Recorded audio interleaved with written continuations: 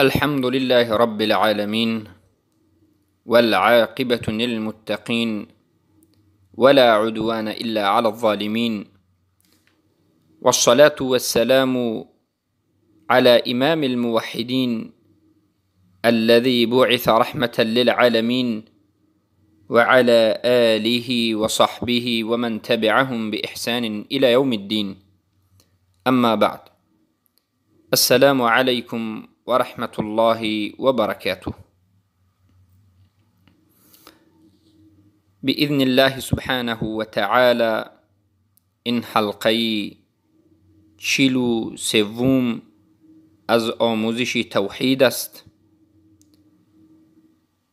و ان شاء الله سبحانه و تعالی در این حلقه به شما باقی مانده مسائلی که به توحید تعلق دارد و اون عملهایی که ضد توحید است، شکننده و نابود کننده توحید است، بیان خواهیم کرد. برادران و خواهران بزرگوارم، بارک الله فیکم، یک چند روز در بین تعطیل کردیم و امروز فضل و کرم الله سبحانه و تعالی و توفیق او یکتا و تنها بود که بار دیگر به ما توفیق داد که این درس های مبارکه توحید را شروع بکنیم.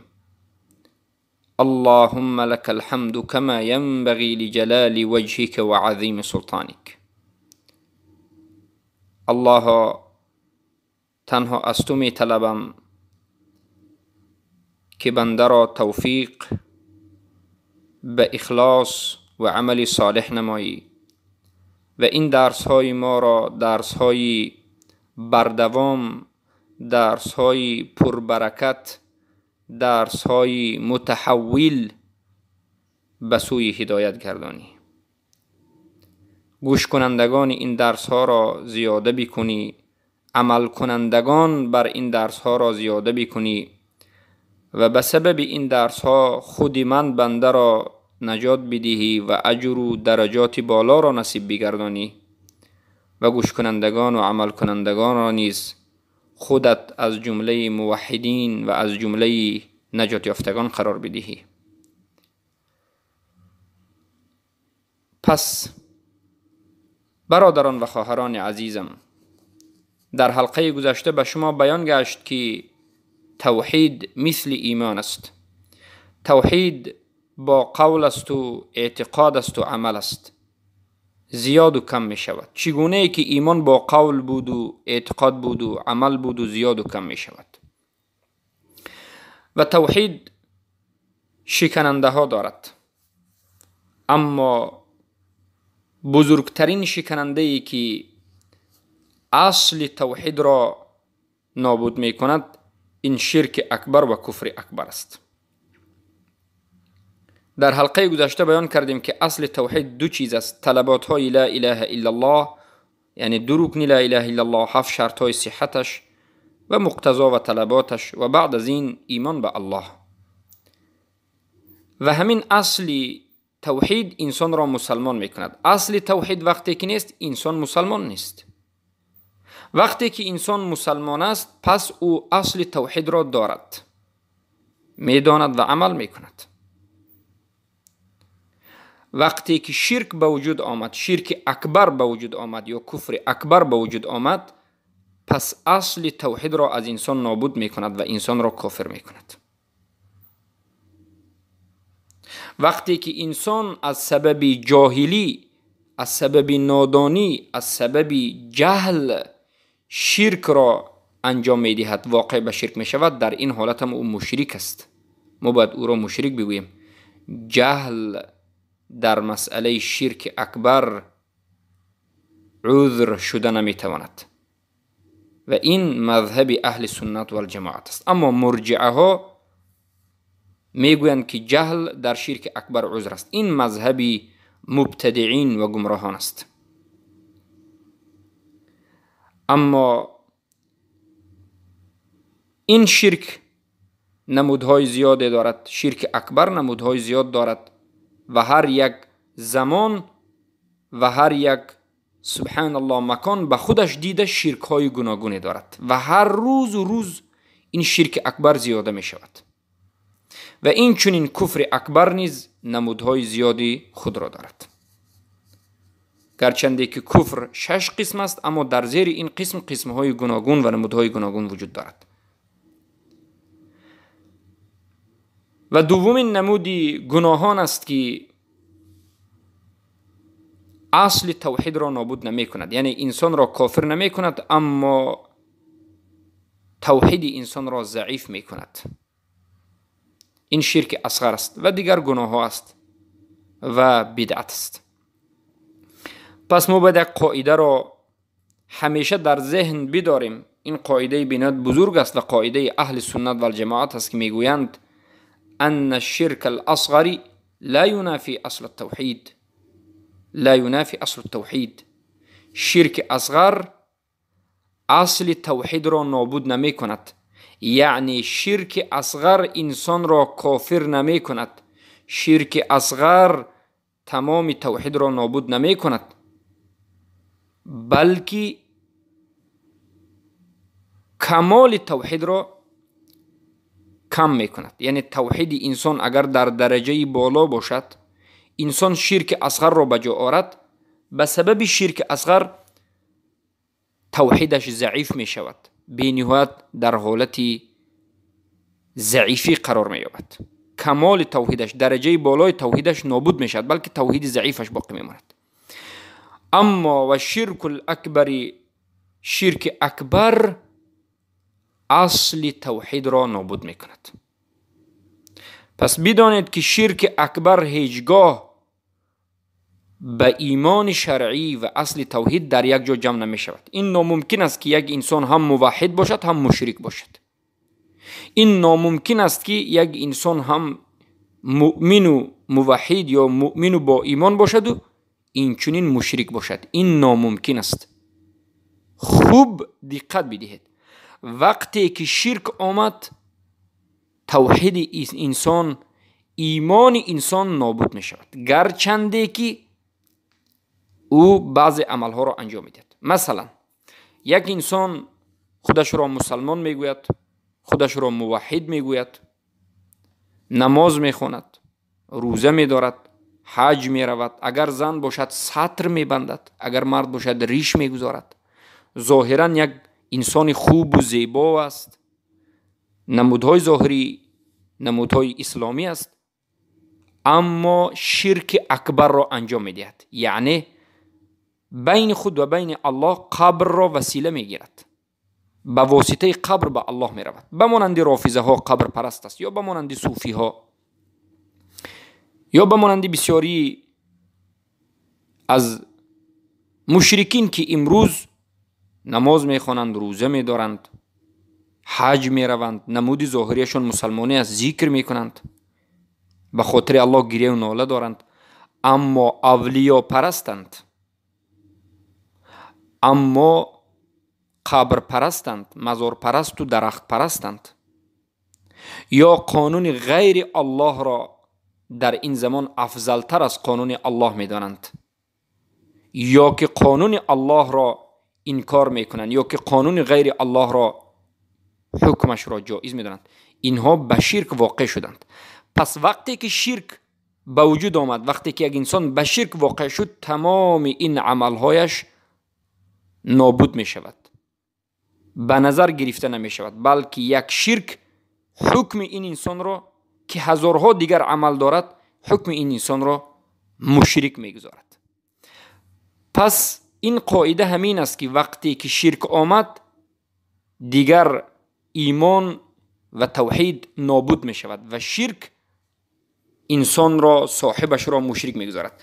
پس شرک و ایمان صحیح، شرک و توحید در یک جا جمع شدنش ناممکن است و این عقیده اهل سنت و الجماعت است و عقیده فرقه ناجی است.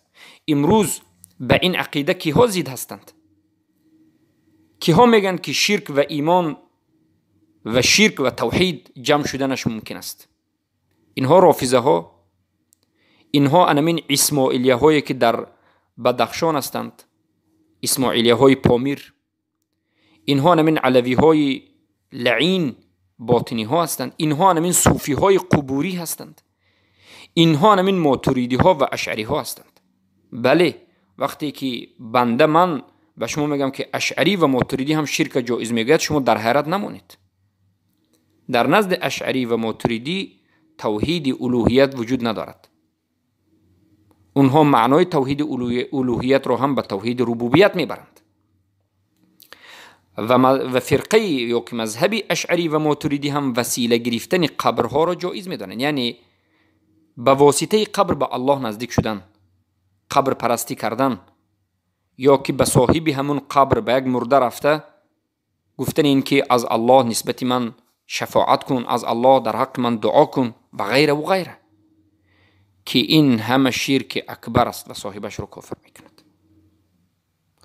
اما بدانید که ما فرقه اشعری و ماتوریدی را کاملا نگفتیم که همه انسان هایی که در این فرقه است کافر است، بلکه در کافر بودن این فرقه یا نبودنش سه قول وجود دارد.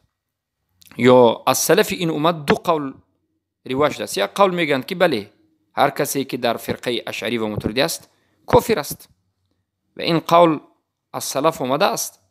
و این چنین قول دوم است که علماهایی که خود را به اشعری و ماتوریدی نسبت میتند کافرند،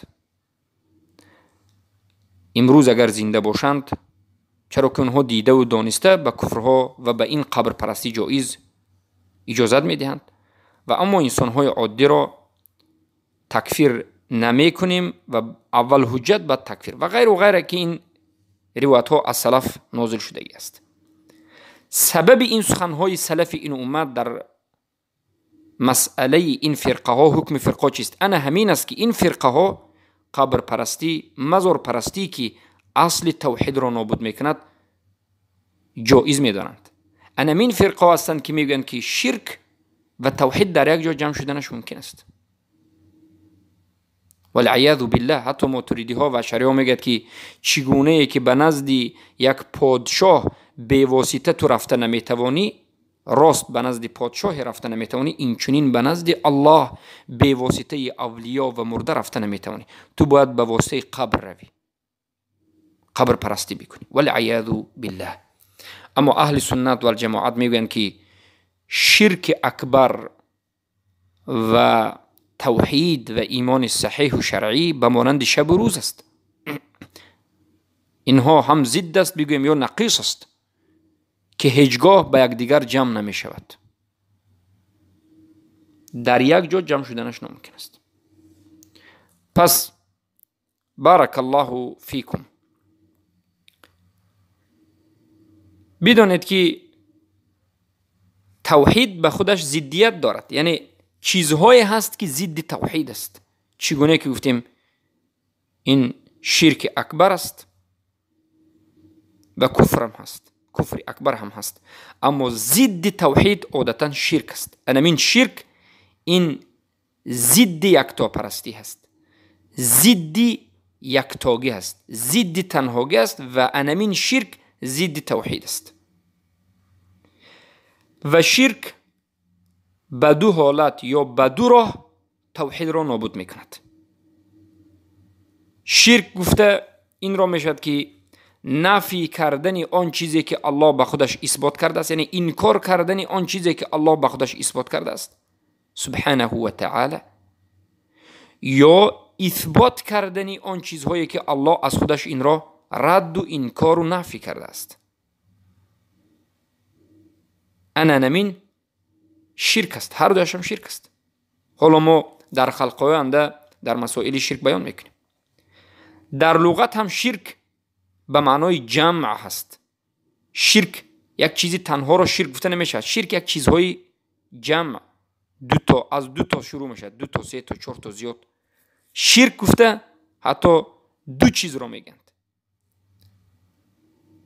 شرک یعنی به مانند شریک شدن، همراه شدن، آمیخته شدن، پیوست شدن، که این همه کلمه ها ضد تنها، ضد یکتا، ضد یگانه، ضد توحید است.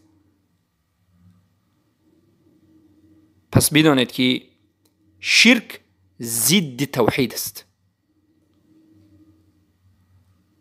بعضی ها میگن که ضد توحید این تشبیه است.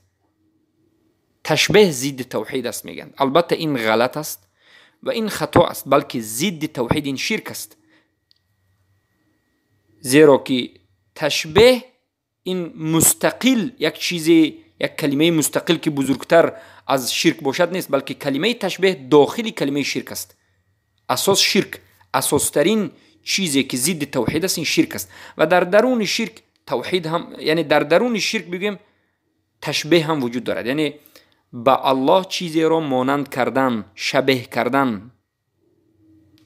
الله را به کسی یا کسی را به الله، الله را به چیزی یا چیزی را به الله مانند کردن، شبیه کردن، نظیر کردن، مثیل کردن، این شرک است.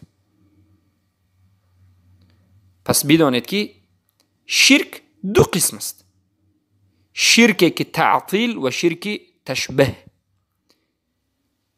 شرک تعطیل یعنی الله سبحانه و تعالی را از ربوبیتش و الوهیتش نفی کردن. سبحان الله، یعنی کسی بیاید ربوبیت الله را انکار بکند، الوهیت الله را انکار بکند، این مشرک شد. انکار کردن یگانگی الله، انکار کردن عبادت الله، این انسان به همین عملش مشرک شد. غیر الله را عبادت نکرد، غیر الله را اثبات نکرد، اما الله را انکار کرد.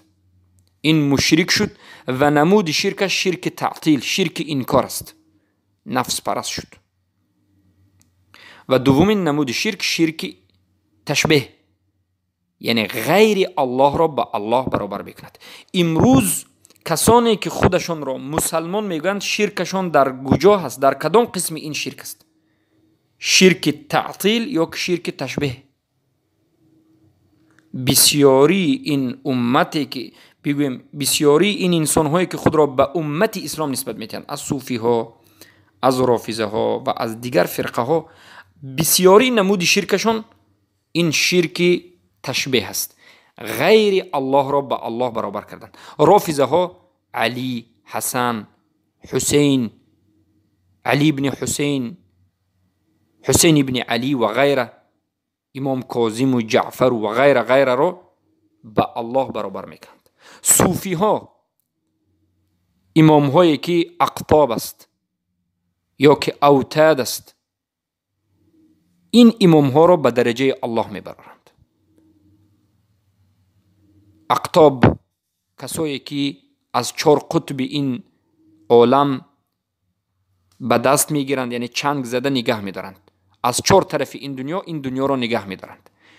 صوفی ها اعتقاد دارد که اگر در این دنیا 4 عالم بزرگ صوفی یا 4 بزرگترین شیخ های صوفی نباشد، این عالم نابود میشد. این دنیا را کی میدارد؟ در نزد اهل سنت نگه دارنده این دنیا الله است. چه که الله در قرآن خودش بیان میکنه: رب السماوات والارض و ما بینهما، رب آسمان ها و زمین ها و هر آن چیزی که در بین این است، این الله است. این با عقیده ما، با عقیده قرآن، با عقیده رسول الله صلی الله علیه و سلم، با عقیده صحابگان رضی الله عنهم همین است. اما از عقیده صوفی ها و این چنین از عقیده رافضه ها، نگه دارنده زمین و آسمان شیخ های اونها است. از نظر رافضه امام های 12 امام معصوم اونها، از نظر صوفی ها 4 اقطاب یا 4 اوتاد، والعیاذ بالله.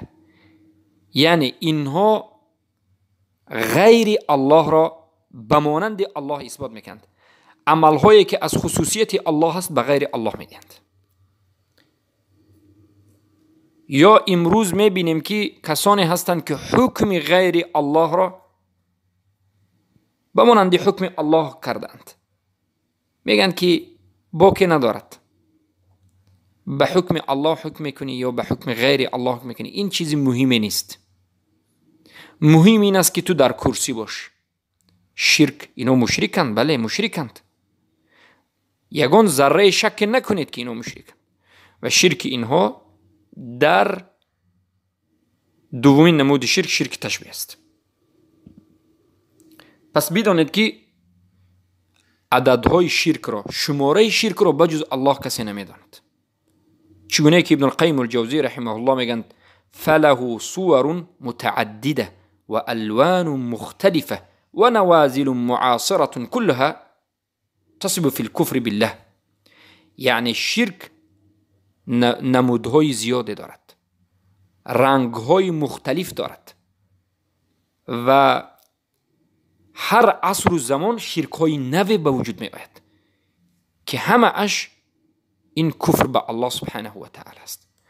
و اعظمه انتشارا عبادة غیر الله، عبادة غیر الله، عبادة غیر الله و دعاء الاموات والحكم بغیر ما انزل الله.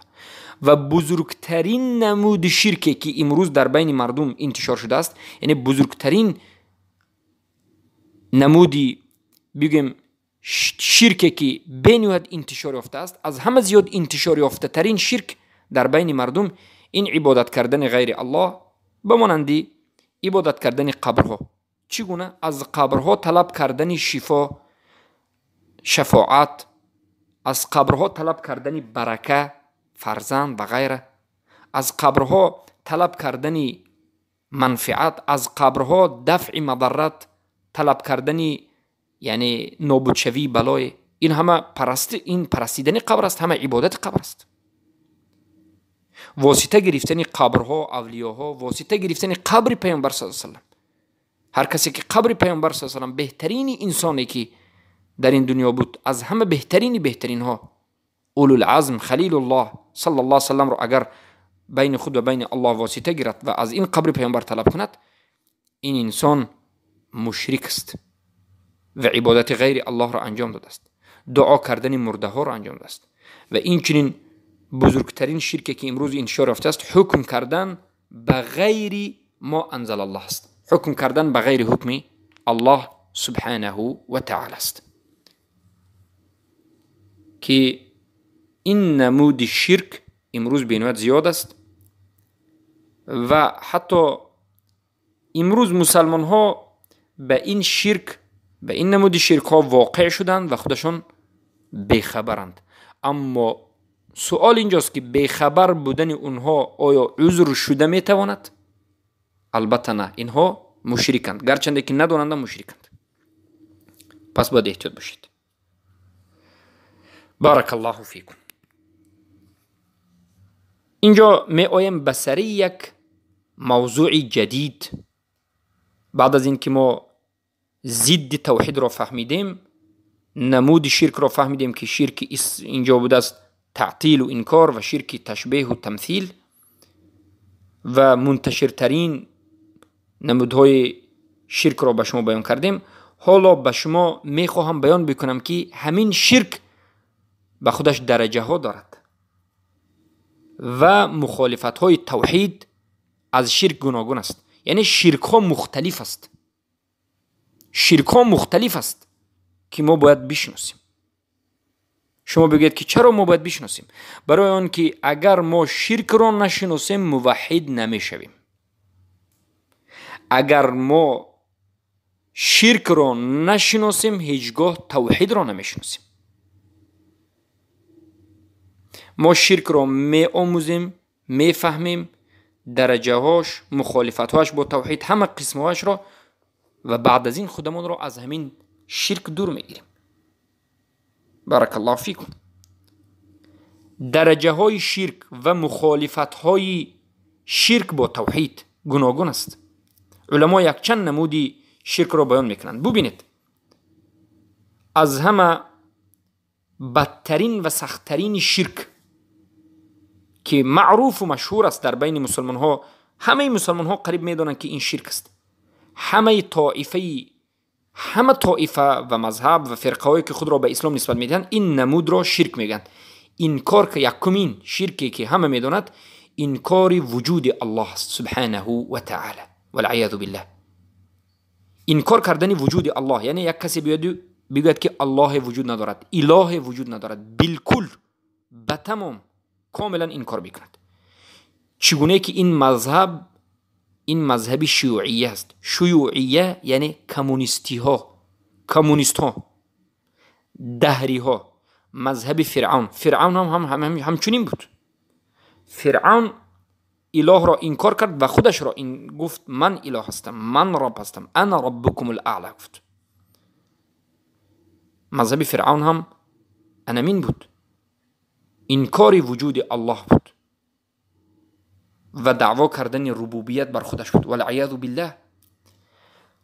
پس کمونیست ها، این دولتی که SSR بود، دولت کمونیستی، یا امروزه دولت خطای، دولت سین، جمهوری سین که سبحان الله ترکمنستان شرقی را به خون می کشد و میلیون ها مسلمان ها را به قتل می رساند، اما دولت های گویا به نام مسلمانی میگن که نه، هیچ باکی ندارد، این خطای دولت خوب است، هیچ مشکلی به بالای مسلمان ها نمی آرد، گویان باز طرفداری دولت خطای میکنند به خاطر دنیا و مرتد میشوند. یا که دولتی بگویم کره شمالی، این دولت های کاملا انمین شیوعی هست، یعنی انکار وجود الله هست. اینها به تمام یک معبود را و به خصوص الله را انکار میکنند و در همه جا ببینید اینها میلیاردها مبلغ را صرف میکنند تا که مسلمان ها را نابود بکنند. به همین خاطر ما مخالف این نمود عقیده کمونیستی هستیم، به خاطر اینکه اینها انکار وجود الله میکنند، انکار تمام حکم الله میکنند.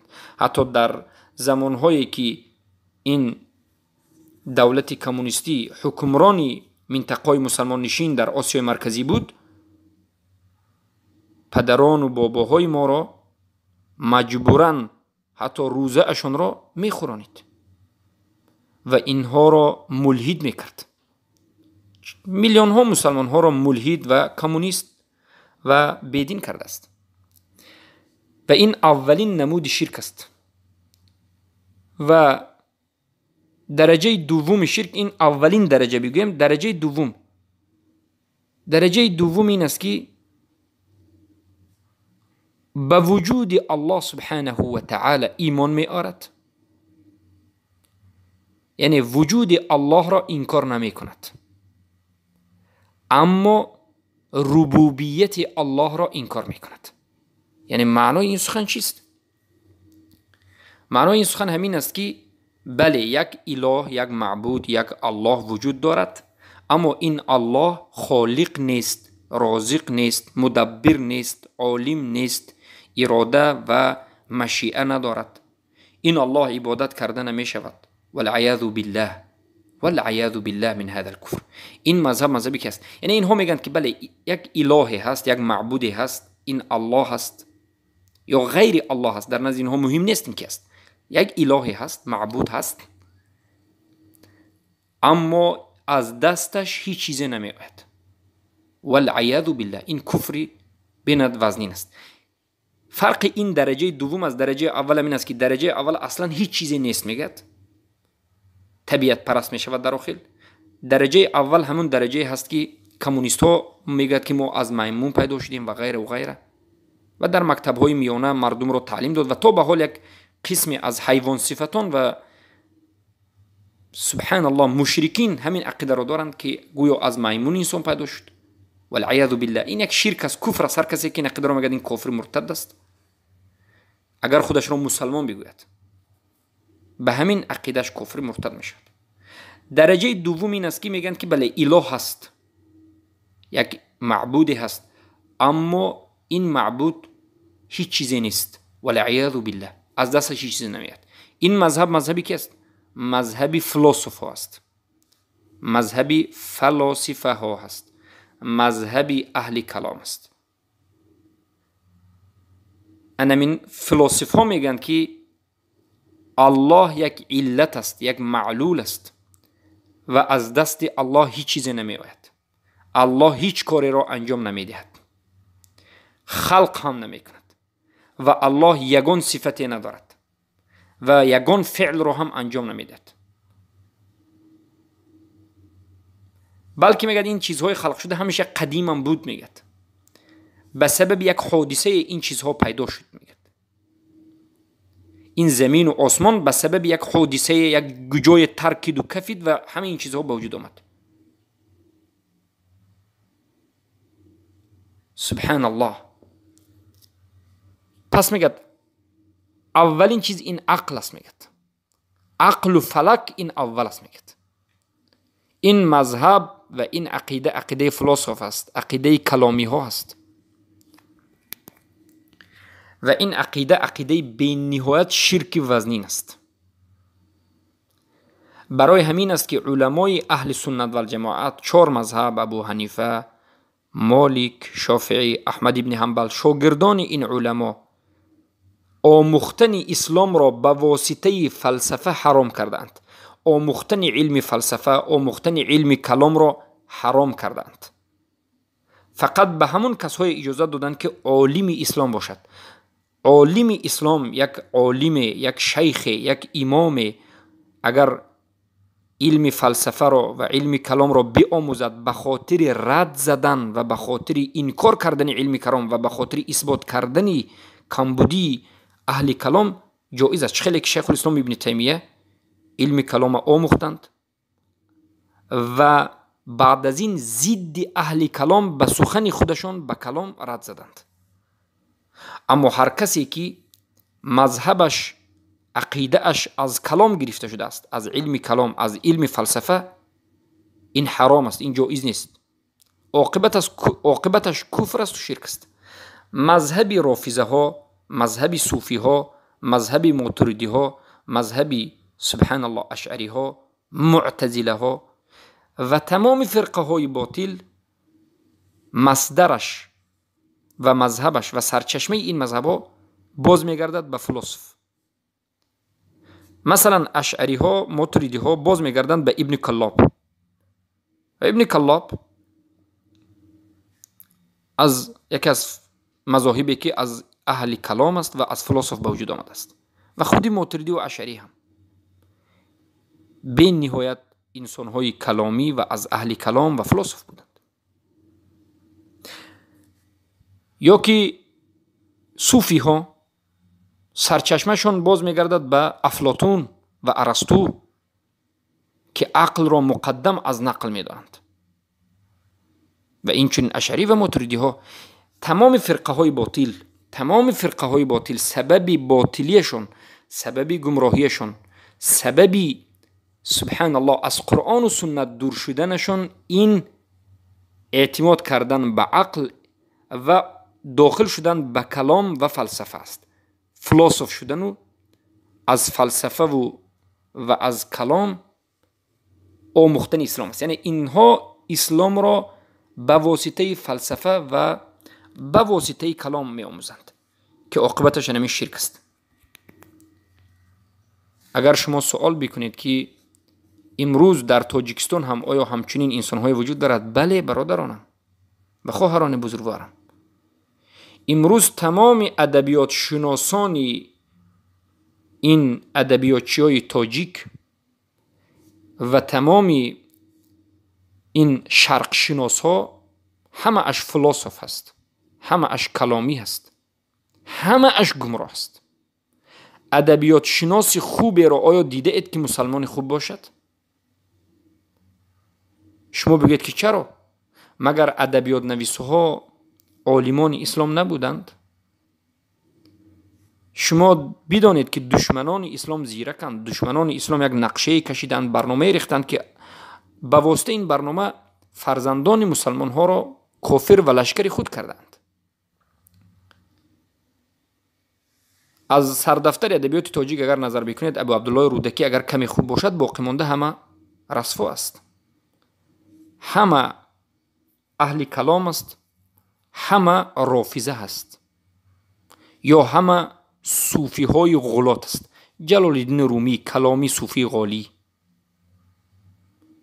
ابو ریحان بیرونی کلامی فلسف و یکی از رافضه سرسخت شیعه، ابو علی ابن سینا فلسف کلامی یکی از سرسختترین رافضه قرامطی،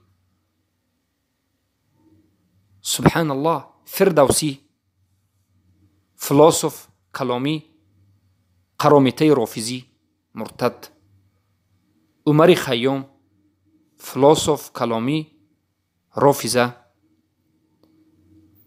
و دیگر شما ادبیاتی را که امروز به من و شما ساخته است و ترتیب داده است و برنامه ریزی کرده است این دولت شیوعی کمونیستی دهری، نظر کنید که همه ادبیات ما را همچنین ترتیب داده است که بعد از آموختن این ادبیات خود به خود انسان فلسف می شود، از اهل کلام می شود و گمراه می شود. برای همین ادبیات شناس های ما هم در مرحله بالاترین، کفرش هم سختترین و خودش هم حتی به انکار بسیار حقیقت های شرعی می رود. یا تعلیم گرفتگان شرق شناس ها همه اش فلسف، همه اش کلامی، همه اش عقلانی که شریعت را انکار می کند. انا مشکلی در کجاست؟ و این شرک است، و این شرک است. برای همین اهل سنت و الجماعت میگوید که احتیاط باشید، فلسف نشوید، کلامی نشوید، نه آموزید، به عقل اعتماد شدید نکنید، عقل را پیش از قرآن و سنت نگیرید، عقل را پیش از نقل نگیرید. خیلی که تمام فرقه های باطل میگیرند، رافضه، صوفی ها، اشعری، ماتریدی، معتزله، ابن کلاب، کرامی و غیره. عقل پیش از نقل است، یعنی عقل در نزد اونها پیش از قرآن و سنت نیست. سومین درجه شرک این است که قسمی از انسان های هست، یک مذاهبی هست که ایمان بر ربوبیت الله می آورند، اما سبحان الله توحید در ربوبیت را انجام نمی دهند.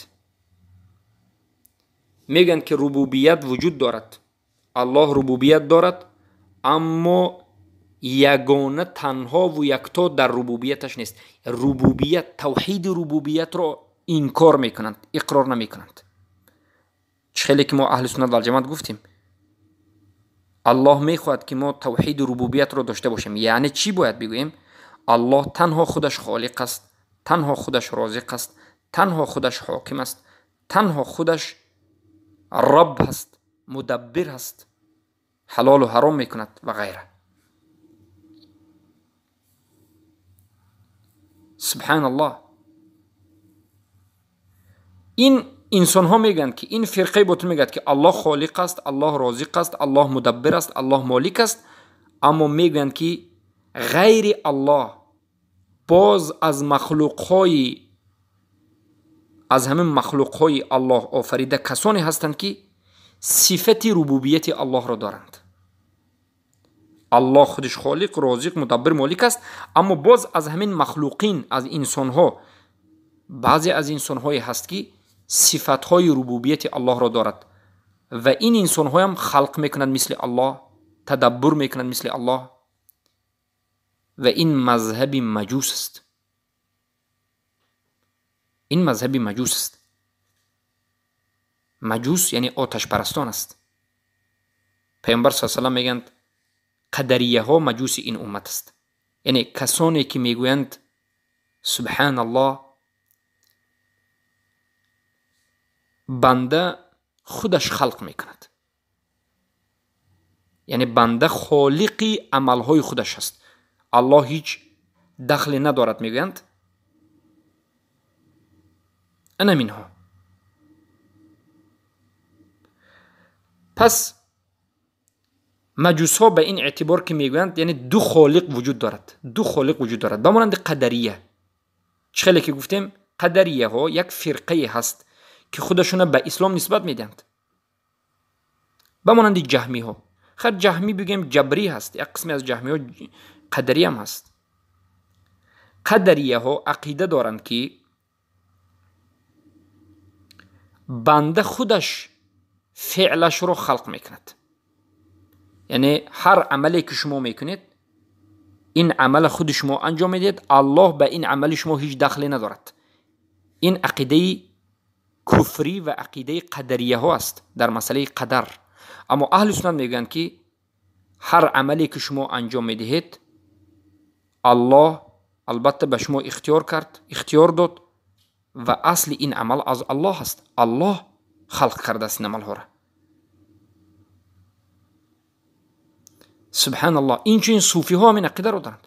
غلات صوفی، صوفایی که غالی هستند، میگویند که اولیاها غیب رو میدانند، اولیاها تصرف در خلق دارند، یعنی خواهند یک چیز خلق میکنند. اولیاها کون نگهداری میکنند، اولیاها جنت و دوزخ نگهداری میکنند. در دست اولیا است. جنت و نار در دست اولیا است. یا که نصرانی ها رو نظر بکنید. سبحان الله. همین نصرانی هایی که ما خریستیان به زبان روسی میگیم، البته درست و صحیحش باید نصرانی گفته شد، برای اینکه در قرآن الله اونها را خریستیان نگفت، در قرآن الله اونها را نصرانی گفت، نصارا گفت. بگویم نصارا یا اهل کتاب. نصارا هم که خودشون را به عیسی پیرو میدهند، صاحب های اینا تسلیس یعنی کریست هستند. اینها هم کسانی هستند که الله میگن که الله وجود دارد، اما باز میگن که مریم هم مثل الله هست والعیاذ بالله، عیسی هم مثل الله هست و غیره.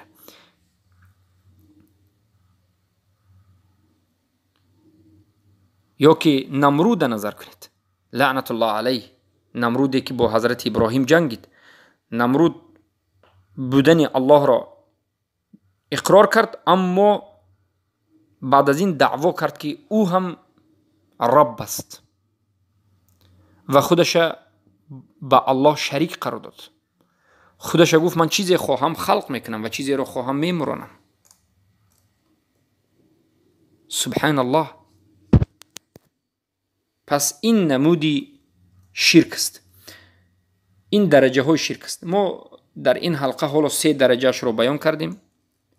با همین حلقه رو به پایان میرسونیم، زیرا که حلقه بینواد طولانی شد، 42 دقیقه و 4 درجه دیگر وجود دارد. 4 درجه شرک وجود دارد که ما در حلقه آینده به شما باز بیان میکنیم و با همین به شما تمامی نمود شرک بیان میشود، فهمو میشود و باذن الله شما بعد از این شرک رو باز درست‌تر و خوبتر خواهید فهمید.